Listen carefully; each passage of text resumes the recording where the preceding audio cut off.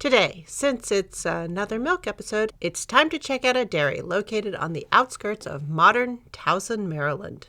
This time we travel to Hampton, the remains of a 25,000-acre plantation that supported 7 generations of the Ridgely family by consolidating the labor of largely enslaved people, but also free and indentured labor as well.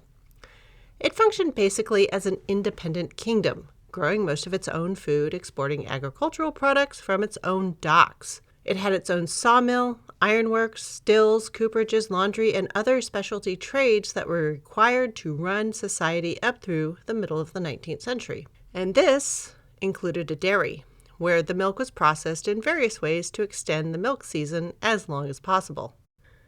The dairy itself is a fascinating building, as it acknowledges many of the challenges of handling a highly perishable food product in the age that lacked any mechanical refrigeration.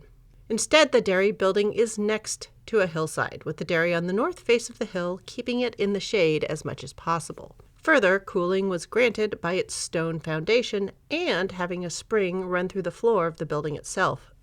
The constant passage of earth-chilled water carried heat away with it. Stoneware jars of milk were set in the spring water to keep it cool. The building itself is a monument to both sturdiness and practical design, as it was initially built by enslaved people between 1780 and 1800, renovated around 1830, but was continually used for processing milk produced at Hampton until 1940. When electricity and mechanization began to change how American dairies were run. The dairy at Hampton is a fascinating peek into what pre-refrigeration dairy operations looked like and has helpful hints on how to build structures now that are better at keeping cool without the use of air conditioning. So to see what truly impressive eaves on a roof look like, and to check out why the modern food processing world is so grateful for stainless steel, stop by Hampton and check out the dairy.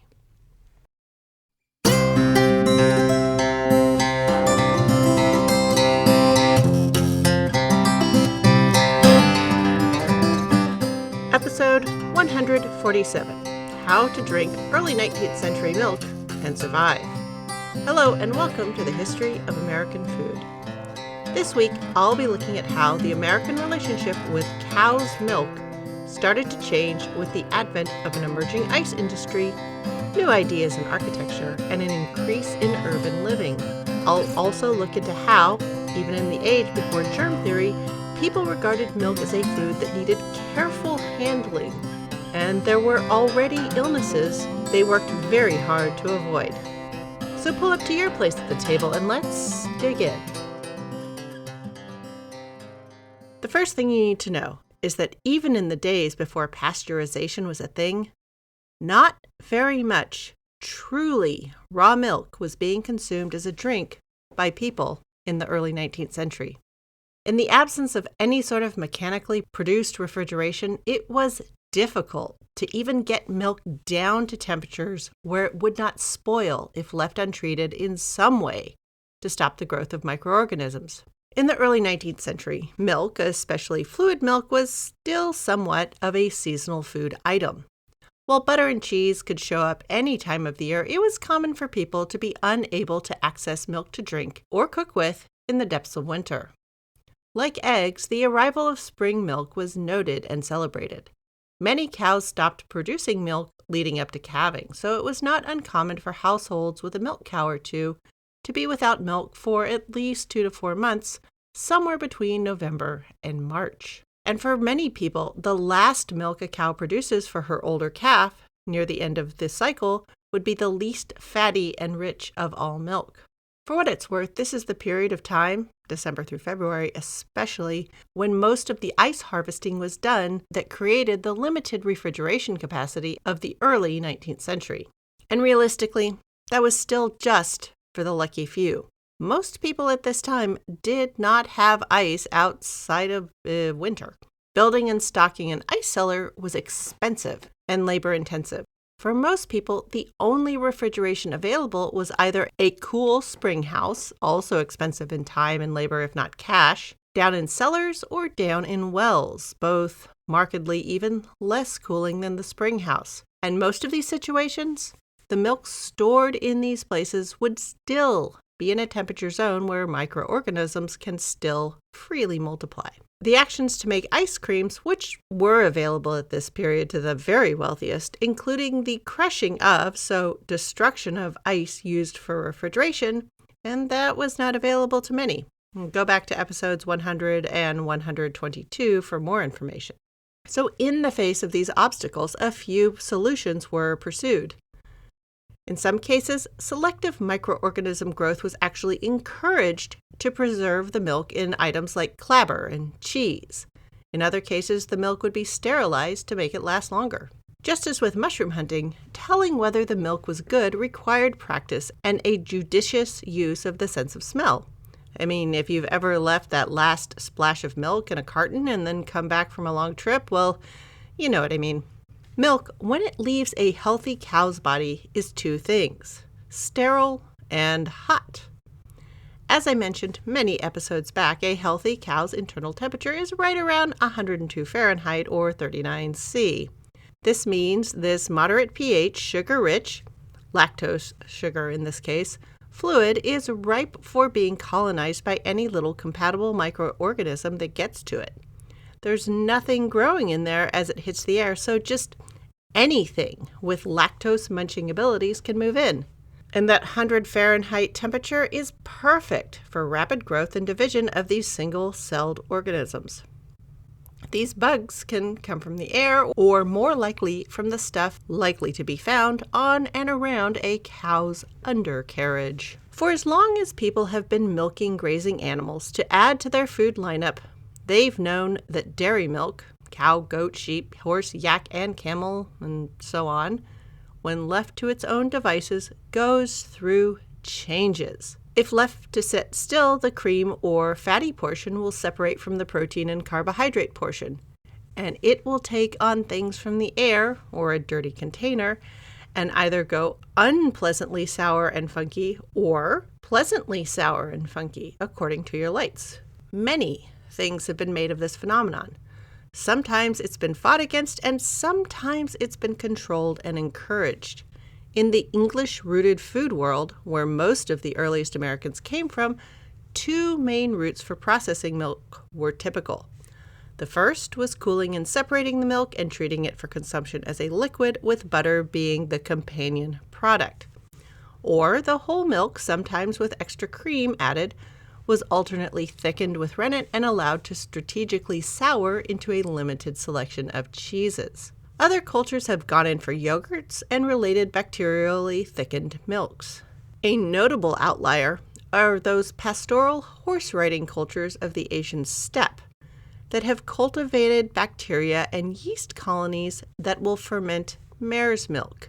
Yes, they used a SCOBY to make basically a milk beer, or milk kombucha. Anyway, it was known locally as kumis and had a beer level of alcoholic punch.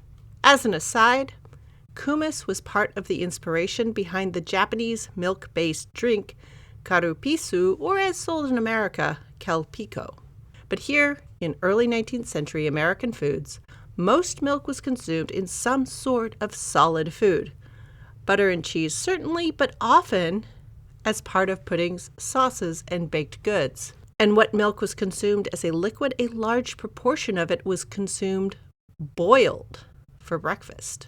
When milk appeared from the morning or afternoon milking, it was a rare thing for that milk to go as new milk straight into the kitchen, and never, or almost never, straight to the table.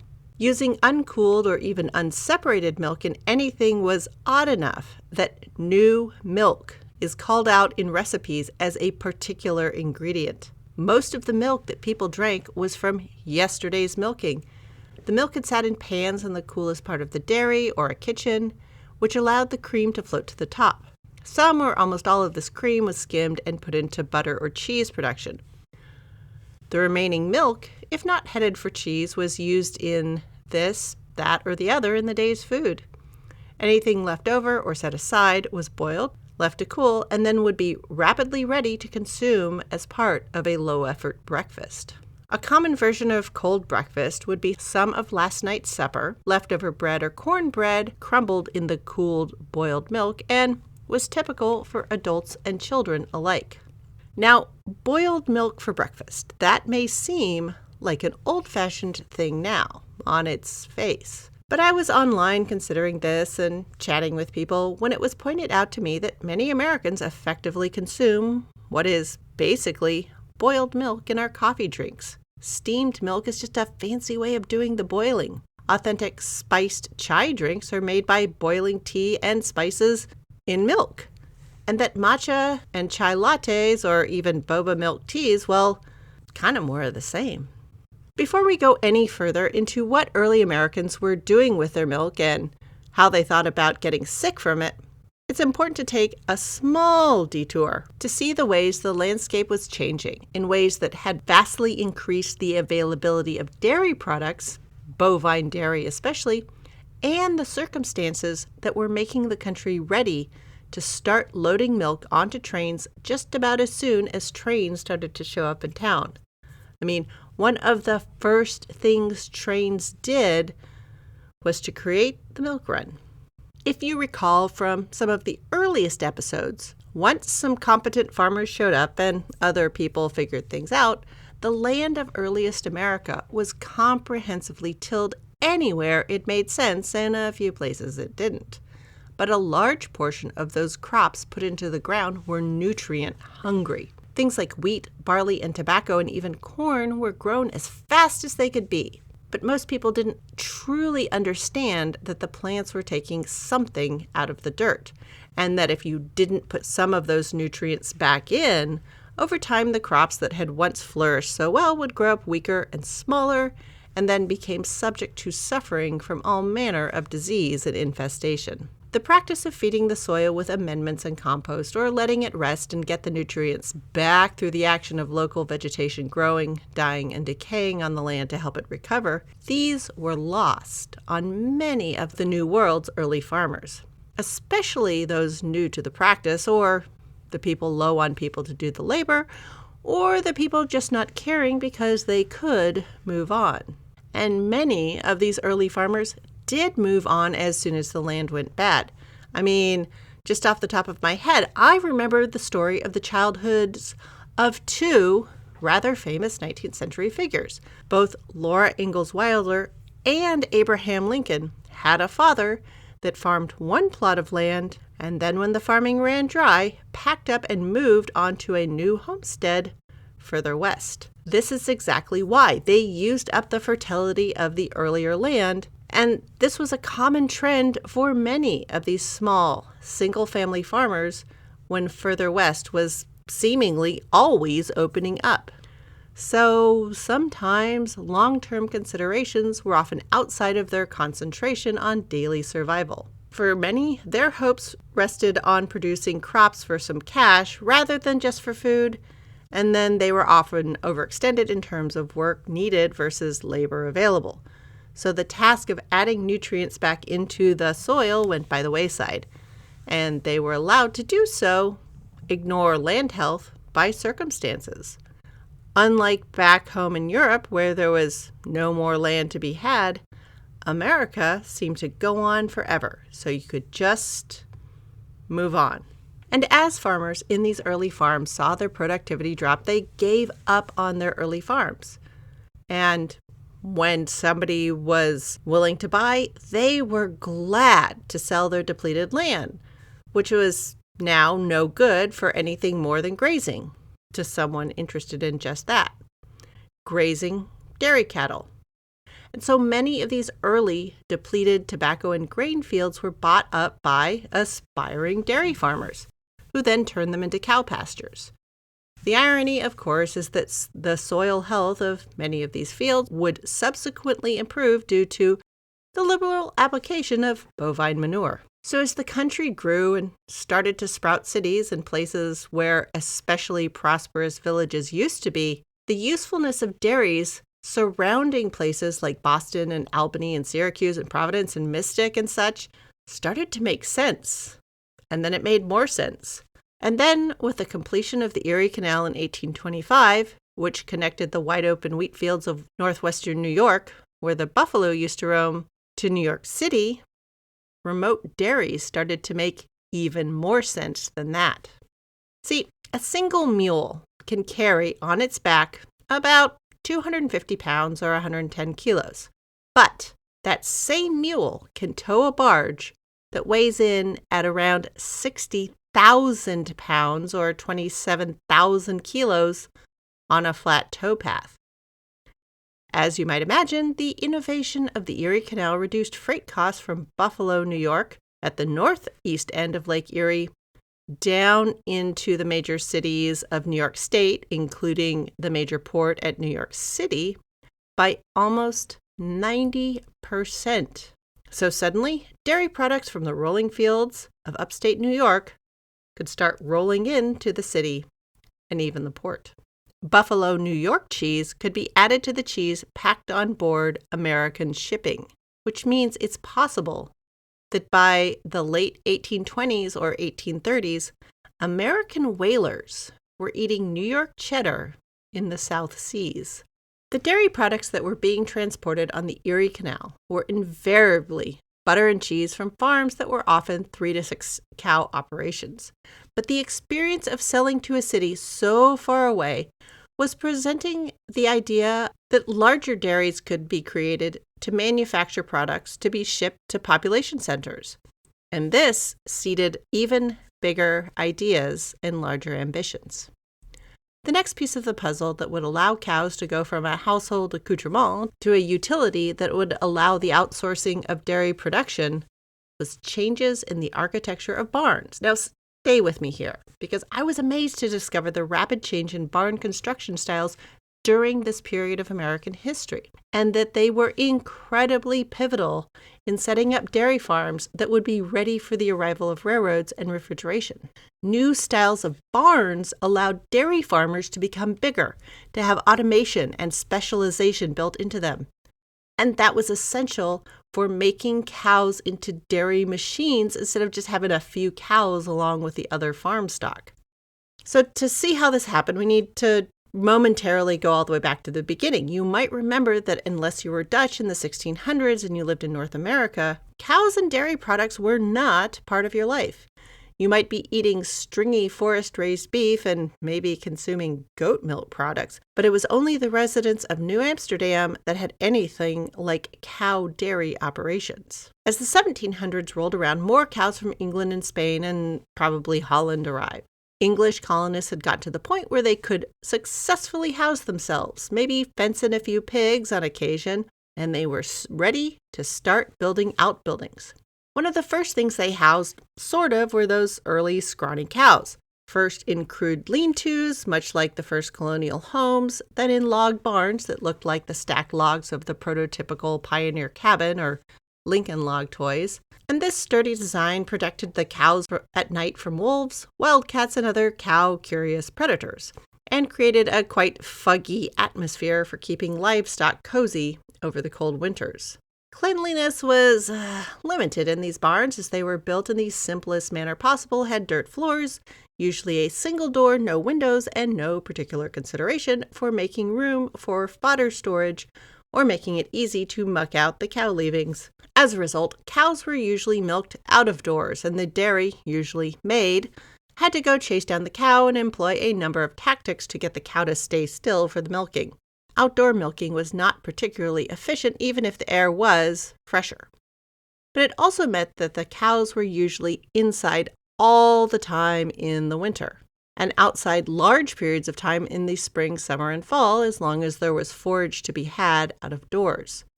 That way no one had to feed or water them. Hauling water and food for cows is a big job. They eat and drink a lot, as they are big and consume fairly low energy density food. But once woodcutting and milling had gotten better, the English barn, and in some areas the Dutch barn, began to spring up around the American landscape. Okay, the Dutch barns are often older, since they had competent farmers and artisans before the English. But anyway, the English barns are typically around 30 feet by 40 feet or 9 meters by 12. Dutch barns are similar size but tended to be closer to square. Dutch barns were typically all one room, while the English ones, and these are the ones that took over, were known as 3-bay barns. They had an area for the cows and sometimes some other livestock, an area for storing winter fodder, and areas for storing farm equipment, and a manure pile, which would be used for prepping the garden in the spring. Dutch barns typically had a single entrance, usually large enough for the hay wagon, while English barns typically had both large and small doors along the long side, giving access to all three areas. And it was not unusual for English barns to open up on both sides to let air flow through when the barn was being used during harvest for threshing. Now, many of these barns also had timber floors, which is what led to the use of barns as dance halls. The wooden floor was large, and compared to the bare ground, they were an excellent place for all manner of activities, including dancing. And all of these barns, the early shed, log barns, Dutch and English barns, were heavy timbered construction. That meant a few large timbers held up the whole barn. The rest of it was hung off the frame. The walls had no support of their own. You could take off the walls and even the roof, and the frame was just fine, standing there all on its own. And in a world of big trees, when all wood cutting was human sweat powered, finding big trees for your beams was not the problem. Making boards was. So they made the most of the big trees. But the size of the barn was always going to be limited by the size of the trees, and it was nearly impossible to expand these barns. You basically had to start a whole new building. But the English barn for the 3-cow farm was plenty of barn. The 3-bay barn divided up the space nicely and did what it needed. I mean, cleaning and collecting the cow dung could be easier. So the next innovation some of these English barns took on was to create a cellar under the main floor of the barn. This meant the barn could be approached on a gentle slope from one side to get to the main floor, and on the downhill side, the cellar door would be open. And this would usually be the muck cellar. Cow manure mixed with their bedding hay would just simply be shoved down into this cellar through a hole in the floor. Now, our modern nose imaginations are now thinking, ew. And okay, yes, this is more of a pungent smell than you will likely encounter in the modern world in America, outside of a summer New York subway. No, I said that. But a manure cellar, especially if mixed with a healthy amount of bedding straw, has more of a grassy smell than anything excessively gross. But even more importantly, this manure pile will create heat and help warm the barn in the dead of winter. And then when spring rolls around, it's an important source of fertilizer for the kitchen or even market garden. The multi-story, multi-level barn began to give farmers even bigger ideas, which were given life with the introduction of balloon framing for both barns and warehouses. Balloon framing gets its name from the fact that the outside of the building gives it its main structure, sort of like the skin of a balloon.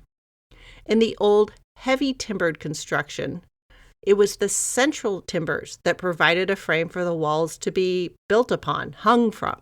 But balloon framing creates a set of walls connected to each other that collectively create a structure. This, incidentally, is how most modern houses are constructed and why they so often seem to be just sort of a collection of boxes. The most startling artifact of the introduction of balloon framing was the appearance of the circular barn. You can still find examples of this utopian vision for modernizing the science of agriculture sprinkled around the northeastern and northern central parts of the United States. But for most farmers, the arrival of balloon framing meant they could simply start to customize the standard barn design to their desires. Want to house 10 or even 20 cows? Well, we can add more cow stalls. Want to add in a milking parlor with headstocks to hold cows in place to make the dairy maid's job easier and reduce those kicked milk pails? Well, we can create space for that. Want to change the door size and placement? That's now possible. Want to expand the length of the barn even after it was built? Again, absolutely possible. Well, it just allows you to add on a new cube. As a result, all manner of innovations were added to these new balloon dairy barns. The most common were as follows. Of course, the manure cellar. This sped up the mucking out and made manure available for various purposes. But it also made more stalls for cows. It created this indoor area for milking. And when you milk cows at a regular time in a regular order, not only does it mean no more milking in the rain, it also gives you the possibility of placing some feed in front of the cow while they're being milked. So the whole thing is just a more cooperative venture for everyone. It also makes it easier to install feeding troughs, so fodder could be placed up off the floor, reducing waste. But possibly the biggest innovation was the addition of plumbing. Wooden spillways or even metal pipes could be connected to a spring or pump or just a tank that would pour water into drinking troughs for a multitude of thirsty cows. No more hauling buckets. The ability to expand barns to contain cows and more parts of cow care made it possible for fewer people to do all of the cow jobs. And so the idea of larger dairies was made possible. I mean, yes, not the mega dairies of today with the machines that milk the cows with no human contact, but the innovations changed the amount of hauling a human had to do. And this was a huge game changer.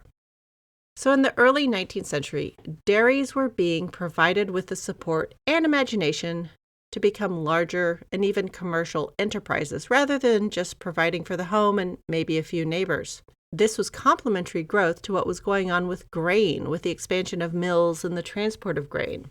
In other words, the specialization of the American farmer had begun. Because up until now, the peak of farming success was to build your own tiny self-sufficient kingdom that contained workers and shops and fields that provided all you needed, plus a surplus to sell. It was a very mercantile way of thinking. But with the advent of canal shipping and building roads and the approach of the railroad, becoming a specialist in one thing and engaging in trade for the rest was peeking over the horizon. But let's bring this episode back to the other question of the episode. So if there were lots of people with a cow right there, wasn't everyone just drinking milk and raw milk all the time? And the big answer to that is mostly not. Through experience, most people understood that in many situations, milk drinking was a chancy experience. And so the chances needed to be controlled to make milk a safe and useful thing. Now, to be fair, at this point, cows were largely kept in uncrowded circumstances with generally good access to decent to very good feed for much of the year. February could get a little dicey. But at this point, there was a hard limit of only 70 cows that could be kept on the Boston Common. This would change in the latter half of the century. Dairy farms were even starting to dabble in planting not just hay fields for harvesting winter fodder, but importing grass seed to make grazing pasture richer with desirable seeds. The Erie Canal not only took milk southeast, it also moved grass seed up to the farmers to the northwest. These circumstances were a large step up from the scrawny half-wild cows of the colonial age that roamed forest, pumpkin patches, and the gardens of the tribes the colonizers were running up against in the previous century.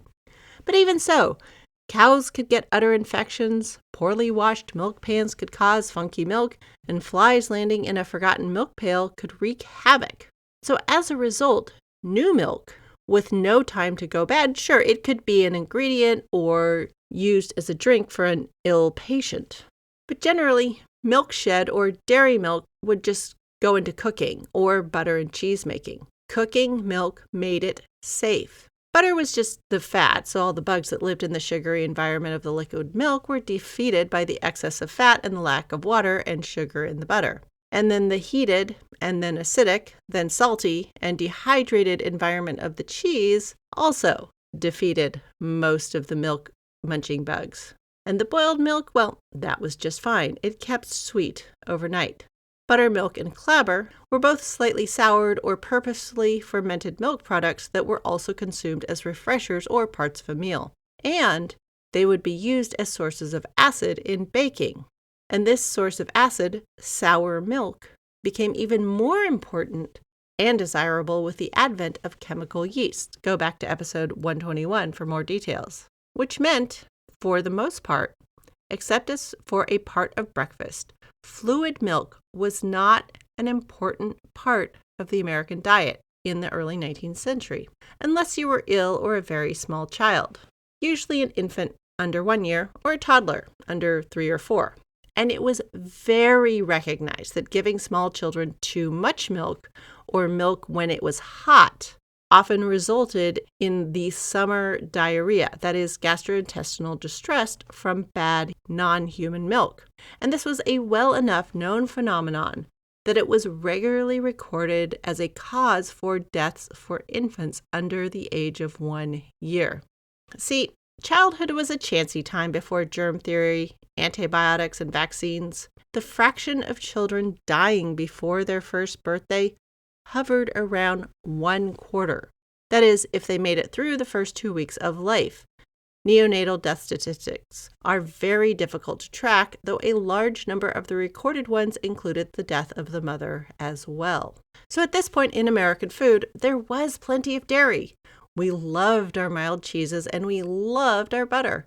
But consuming milk as a beverage was an extremely limited activity, and for the most part, we liked our milk cooked.